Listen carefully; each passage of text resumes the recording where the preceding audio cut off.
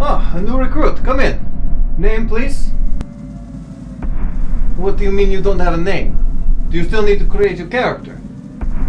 Well, in that case, it's good news. It means we can mold you to exactly what this war needs. So, sit down. Let's figure out where you're from and what kind of skills you may have. And I promise you, you and I, we will take this dreadful dragon army down together. Hello Acolytes, welcome to the Cleric Corner. My name is Riker, and here we talk about all things Dungeons & Dragons, tapping into our higher powers to create worlds more unique and stories more impactful. A world shattered by war, with broken history and scarred citizens. The world of Dragonlance, or more specifically the continent of Ansalon. It's still suffering the effects of their pride, and the gods' punishment upon the world for it, called the Cataclysm. The gods raining natural disaster after natural disaster that brought the nations to its knees and then left without a trace. And now, hundreds of years after defeating the Dragon Queen herself, the evil god of chromatic dragons, she has risen again to bring revenge upon the world with her armies of draconians. Thus, starting the War of the Lance, where the new adventure in this new book is now set. Now it is up to you to create a character that fits somewhere in this world, and I'm here to help. So, with exploring how races, classes, and backgrounds fit into the world of Dragonlance, let's inspire your character or NPC and tie them into the narrative. Let's start with the races. With the dwarves, they survived the Cataclysm by retreating into their caves of the kingdom of Thorbarden.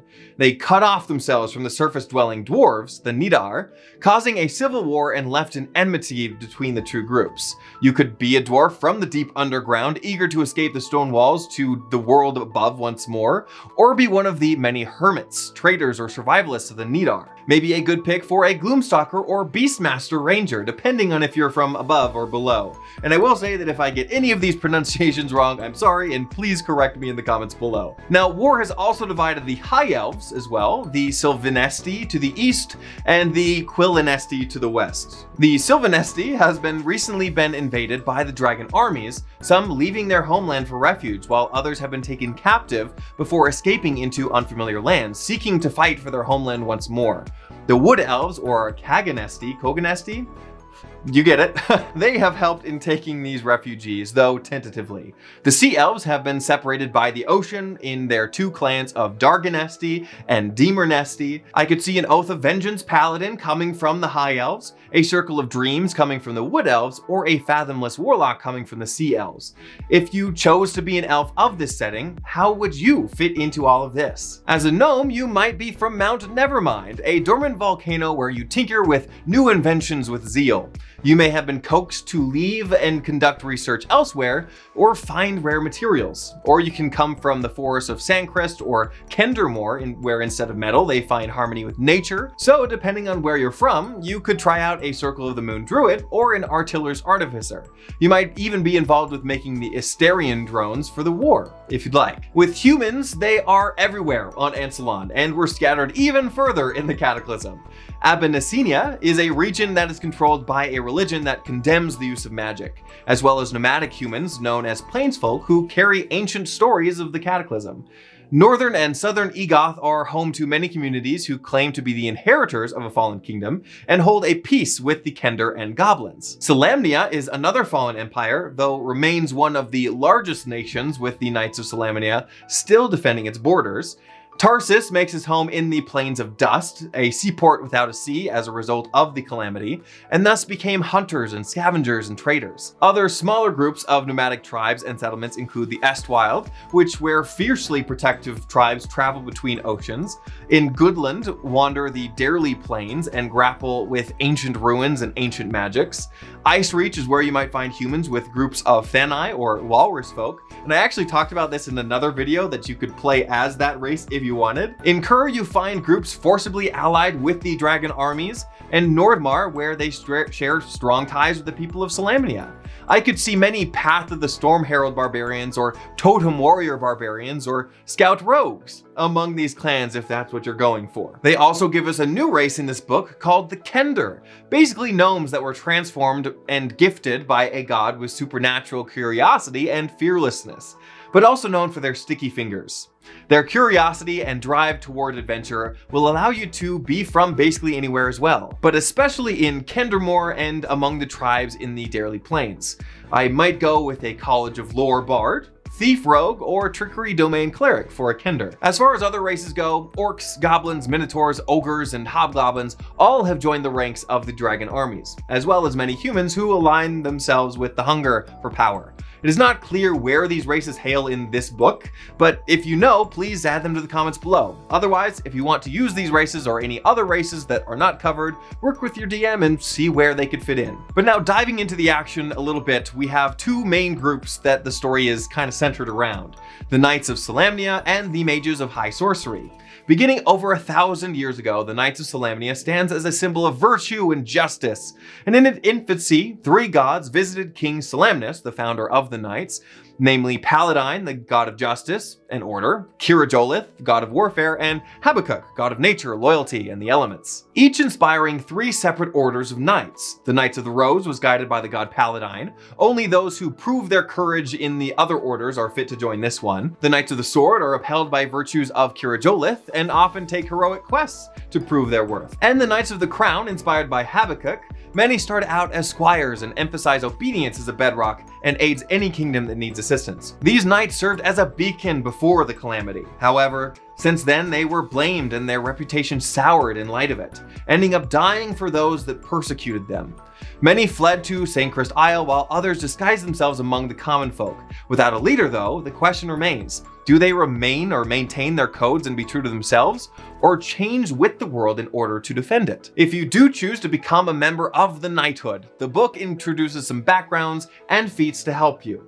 You start out with the Knight of Solamnia background, which provides you with the Squire of Solamnia feat, one that allows you to mount or dismount an animal easier and gives you a precise strike that grants you advantage and extra damage when you attack an enemy a few times a day.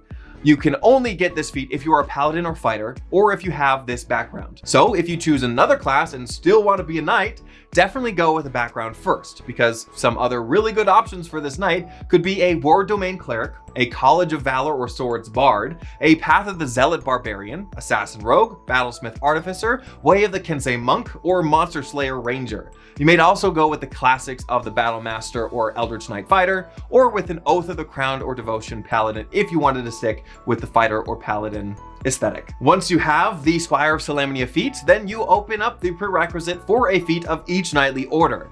The Knight of the Crown feat giving you a commanding rally that allows your allies to attack with their reaction and extra damage. The Knight of the Rose feat gives an ally a boost of temporary hit points, and the Knight of the Sword allows you to frighten enemies that you hit. Each feat giving you also a boost in choice of your ability modifiers. The Mages of High Sorcery are similarly divided into three orders, each dedicating itself to the virtues of the god of magic, as well as honors one of the three moons its deity is associated with, all overseen by one entity called the Conclave. The Order of the White Robes align with the god of Salinari, a god of good magic, and uses magic only to make the world a better place. But the question remains, what is the greater good? The Order of the Red Robes follow Lunatari, the god of neutral magic, and helps others when they see fit and upholds the balance of good and evil at large. The Order of the Black Robes follow Nuatari, god of evil magic, and are expected to put themselves above all others, and only then pursue the goals of their own order.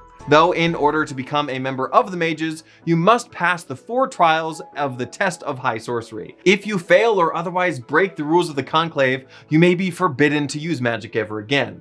If you do, you are considered a renegade and are hunted down. If you choose to be a member of the Mages of High Sorcery, you start with the Mage of High Sorcery background.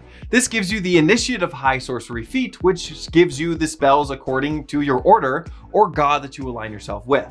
Nuatari, the evil one, you get Dissonant Whispers, False Life, Hex, and Ray of Sickness. Lunatari, the neutral one, gets Color Spray, Disguise Self, Featherfall, and Long Strider. Then Solinari, the good one, you get Comprehend Languages, Detect Evil and Good, Protection from Evil and Good, and Shield. You also need to be a sorcerer or wizard to get this feat or have this background. So again, if you want to be some other spellcaster, make sure that you take the background route. Some other great options are the Great Old One Warlock or Fiend Warlock, Arcane Trickster Rogue, Horizon Walker Ranger, Oath of the Watchers Paladin, Paladin, Circle of Stars Druid, Life, Death, or Peace Domain Clerics, or College of Creation or Whispers Bard. Or don't even worry about the prerequisites or the background with a War Magic Wizard or Lunar Magic Sorcerer, a new subclass that is outlined in the book, pulling their magic from the phases of the moon. I will be going over that subclass in a future video and see if it meets the fantasy expectations of what it means to be a moon sorcerer. But taking the initiate of high sorcery feat will also give you access to another feat according to the god or order you choose.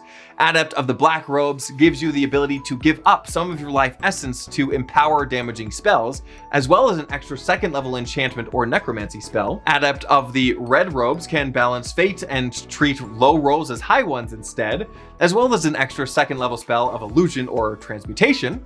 And the Adept of the White Robes allows you to reduce the damage done to an ally by expending a spell slot, as well as an extra second level spell of abjuration or divination. One other feat given in the book is one called Divinely Favored, where a god chose you to carry a spark of their power. You get to cast the augury spell, as well as a spell you get to choose from the warlock, cleric, or druid spell list, depending on your alignment. Other feats the book recommends if you don't use any of the above is Skilled, Tough, Alert, Mobile, Sentinel, and Warcaster. All will certainly aid you in a world at war. But speaking of the war, how else can we tie you into the center conflict? It's difficult to use some subclasses tied to dragons because dragons are the enemy in this adventure.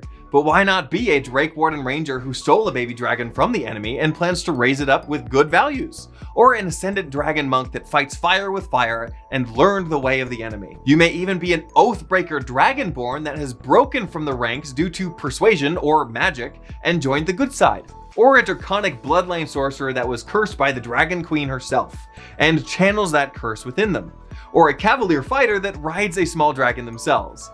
You may even reflavor some of the elemental classes to be more of draconic origin, like the Genie Warlock, Way of the Four Elements Monk, Circle of Wildfire Druid, or the Tempest Domain Cleric, each drawing power from a type of dragon that they had made a deal with or killed and absorbed their magic.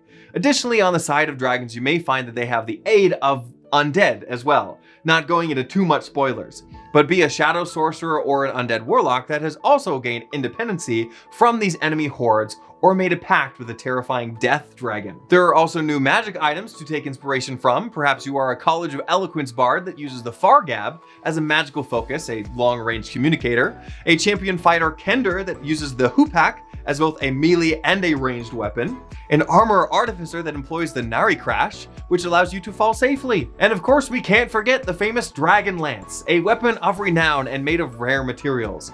Though a DM might be very unlikely to give this to a player merely for a concept, it might be a fun item for your Cavalier Fighter that they are fated to wield over the course of the adventure. So go, get creative, create your character, and win the war back from the dreadful Dragon Queen. Tell me about your characters in the comments below. And if you're looking to create characters in a Spelljammer, Ravenloft, or other campaign setting, check out the rest of my playlist here. But in the meantime, go out there and spread the good word of D&D and make the world a better place, both on and off the table.